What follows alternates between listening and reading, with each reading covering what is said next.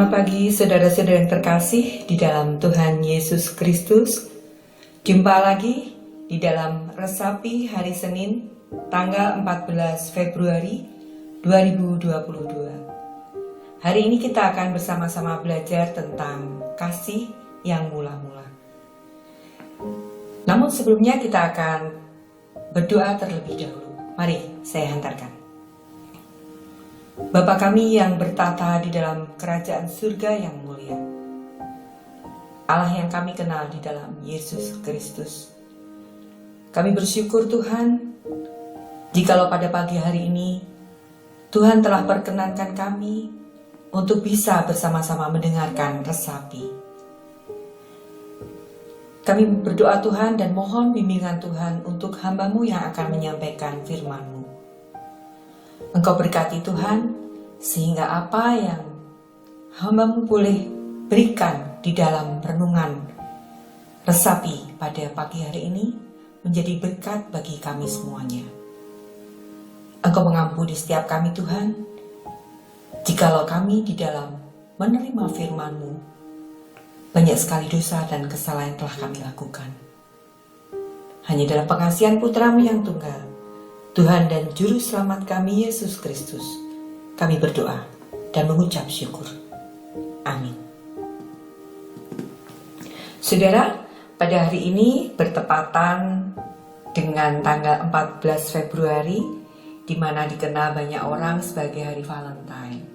Nah, kita akan bersama-sama juga belajar tentang kasih yang mula-mula, yang hari ini saya ambilkan dari 1 Yohanes 3 ayat 11. 1 Yohanes 3 ayat 11.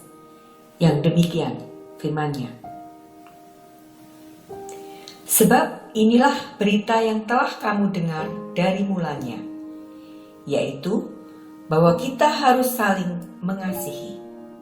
Ya, demikian 1 Yohanes 3 ayat 11. Karena kasih-Nya yang besar, Allah telah menciptakan manusia segambar dengan Allah dan menjadi yang termulia.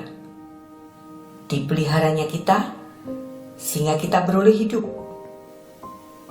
Karena kasih setia Allah pula, manusia tidak hidup sekedar hidup, tetapi menikmati damai sejahtera dan berlimpah berkat.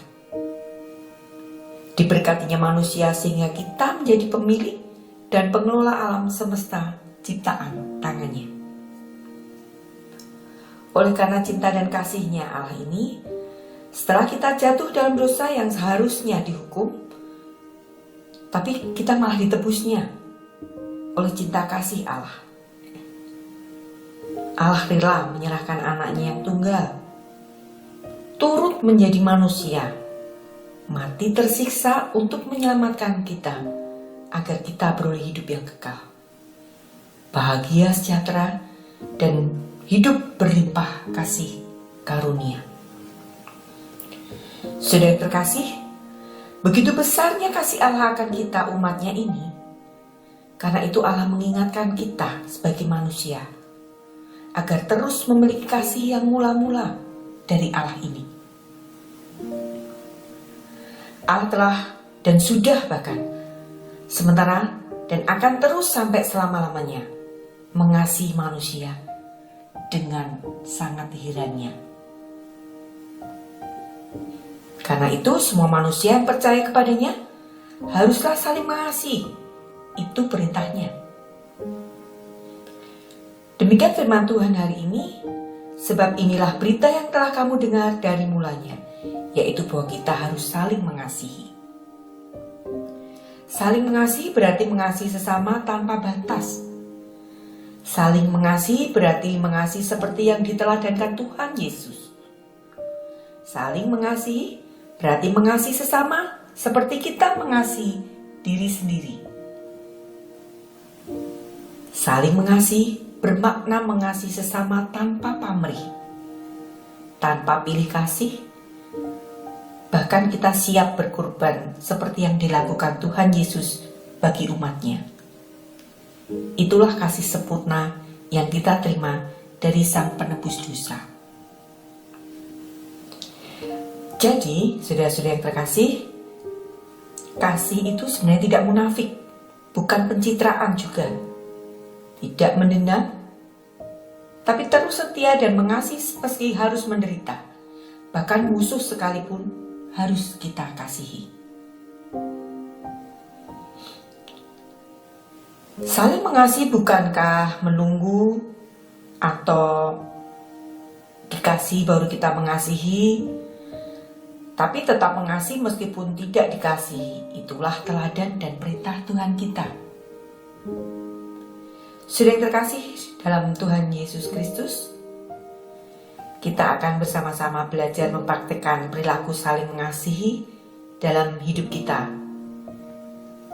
Kita bisa mulai dari keluarga kita mungkin.